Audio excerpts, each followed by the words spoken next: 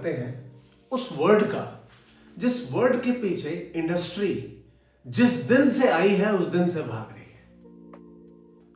वो वर्ड है क्वालिटी। समझते हैं ये वर्ड क्या है? अगर इस वर्ड की समझ पक्की है तो फिर क्यों इतने सालों से भाग रहे हैं, और अगर भाग रहे हैं तो पकड़ क्यों नहीं पाए, और अगर पकड़ लिया है तो फिर जो हमारी समझ है और जो एक्चुअल में ये वर्ड है ये अलग क्यों है? आइए इन सारी चीजों को जानते हैं। क्वालिटी, गुणवत्ता। क्वालिटी की दुनिया भर की डेफिनेशंस है। Fitness to use, how good और बैड समथिंग इज, कोई चीज कितनी अच्छी या खराब है।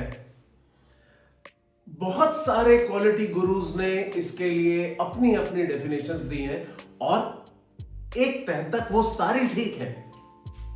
फिर क्वालिटी की सबसे एक्सेप्टेबल डेफिनेशन क्या है? तो ISO 9000 की दी हुई डेफिनेशन को मोस्ट एक्सेप्टेड डेफिनेशन कहा जाता है, जो कहती है the degree of inherent characteristics that fulfil the needs and expectation of the customer. कुछ इसी तरह से उसकी डेफिनेशन है। इसका मतलब जिस हद तक जाकर आप कस्टमर की रिक्वायरमेंट पूरा करते हैं वही उस कस्टमर के लिए क्वालिटी है।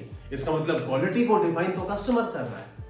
बट इस डेफिनेशन में एक इंपॉर्टेंट वर्ड है, the degree of inherent characteristics. जिस हद तक जाकर, वो हद क्या है, कैसे समझें? आई मीन कहीं स्पीच देने जाना हो तो बहुत अच्छा लगेगा कि what is quality, the degree of inherent characteristics that fulfil the needs and expectation of the customer.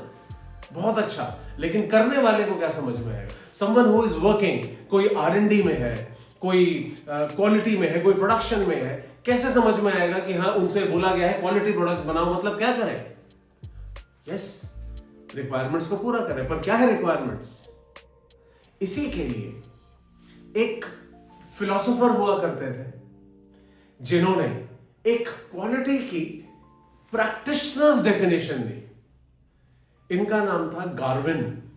इनको कहा जाता है, या इनकी डेफिनेशन को कहा जाता है डायमेंशंस ऑफ क्वालिटी।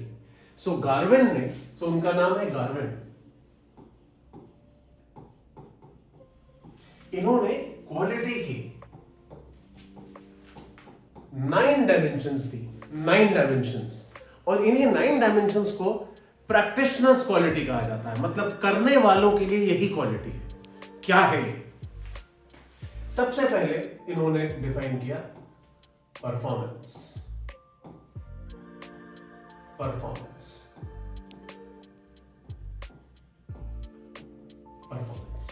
क्या है ये?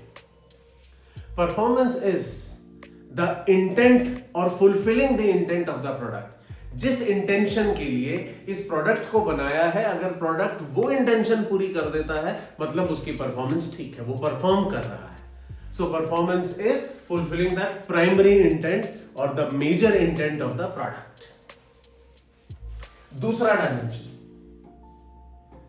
एस्थेटिक्स।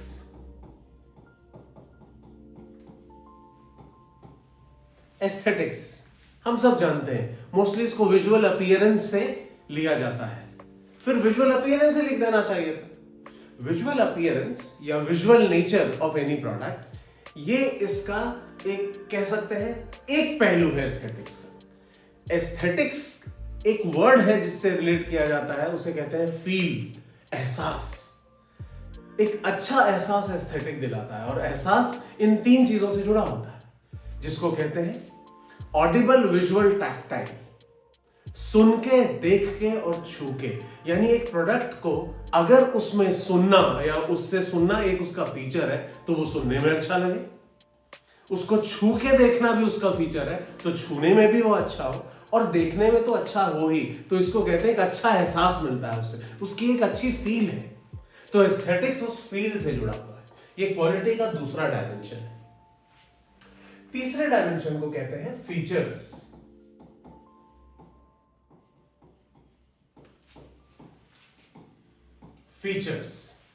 फीचर्स क्या है? एक प्रोडक्ट का प्राइमरी ऑब्जेक्टिव, उसके बियॉन्ड उसके कुछ सेकेंडरी ऑब्जेक्टिव भी होते हैं।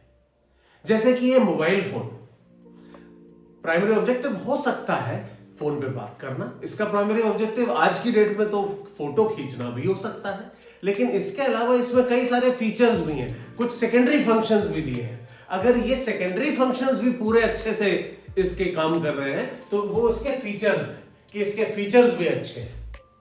आज की डेट में फॉर एग्जांपल एक हीरो की मोटरसाइकिल खरीदें या बाइक खरीदें, स्कूटरेट खरीदें या किसी दूसरे ब्रांड का भी खरीदें, उसमें मोबाइल फोन चार्ज हो जाता है तो वो उसका फीचर है। लेकिन अगर किसी को मोबाइल फोन चार्ज करना है, वो ये नहीं कहता कि चलो गाड़ी में चलते हैं या एक गाड़ी खरीदते हैं। क्यों? क्योंकि मोबाइल फोन चार्ज करना है। यानी प्राइमरी ऑब्जेक्टिव वो नहीं है गाड़ी का, बट ये उसका फीचर है। तीसरा डायमेंशन, ये भी क्वालिटी का डायमेंशन है।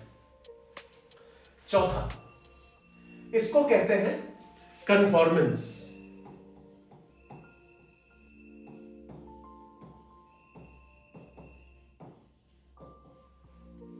कन्फॉर्मेंस ये फोर्थ डायमेंशन है क्वालिटी का। कन्फॉर्मेंस क्या है? ये कन्फॉर्मेंस बोला जाता है जितनी भी स्टैट्यूटरी रेगुलेटरी रिक्वायरमेंट्स हैं, अगर आप उनको पूरा करते हैं तो प्रैक्टिकली आप रिक्वायरमेंट्स की कन्फॉर्मेंस कर रहे हैं। ये भी क्वालिटी का एक इनहेरेंट हिस्सा है, ये उससे अलग नहीं है। पांचवा डायमेंशन, सेफ्टी।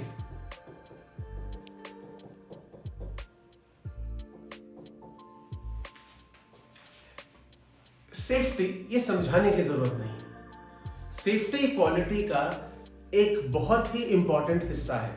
आई मीन आप ये नहीं कह सकते ये मोबाइल फोन है तो बहुत अच्छा पर कभी भी फट सकता है। आई मीन अगर वो सेफ नहीं है तो वो अच्छा कैसे है? तो सेफ्टी भी क्वालिटी की एक इंपॉर्टेंट डायमेंशन है। सिक्स्थ डायमेंशन, इसको कहा जाता है ड्यूरेबिलिटी। ड्यूरेबिलिटी ड्यूरेबिलिटी का मतलब होता है मजबूती, कि ये प्रोडक्ट कितना मजबूत है।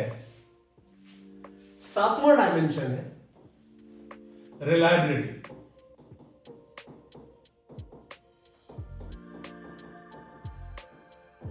ये सातवां डायमेंशन। रिलायबिलिटी ये क्या है? वैसे तो दोस्तों आपको बता दूं, रिलायबिलिटी और ड्यूरेबिलिटी दोनों ही टाइम के फंक्शन है। यानी आज फॉर एग्जांपल ड्यूरेबिलिटी आज मजबूत है तो क्या 1 साल बाद भी रहेगा? यानी मजबूती over a period of time, समय के साथ उसकी मजबूती मेंटेन है कि नहीं, उसकी स्ट्रेंथ मेंटेन है कि नहीं, वो उसकी ड्यूरेबिलिटी है। तो रिलायबिलिटी क्या है? रिलायबिलिटी भी समय का फंक्शन है, टाइम का फंक्शन है। रिलायबिलिटी को कहा जाता है measure of quality over a period of time. जैसी क्वालिटी आज है वैसी ही क्वालिटी 1 साल बाद भी मिलेगी, 2 साल बाद भी मिलेगी।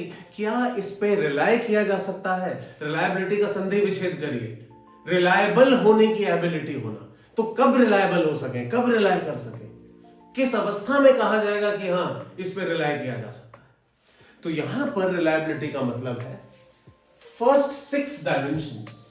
ये जो फर्स्ट 6 डायमेंशंस अभी तक हमने देखे, ये जैसे आज हैं वैसे ही अगर अगले साल 2 साल बाद भी रहेंगे तो प्रोडक्ट रिलायबल है।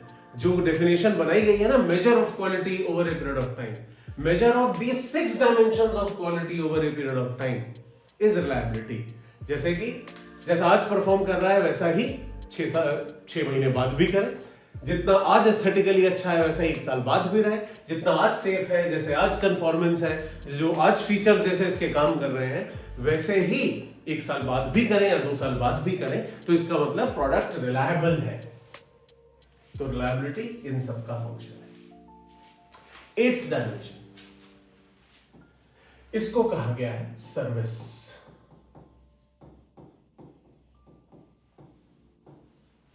ये सर्विस क्या है? सर्व करना किसको? हम हमेशा किसी को खाना तो नहीं खिला रहे ना, तो क्या सर्व करें?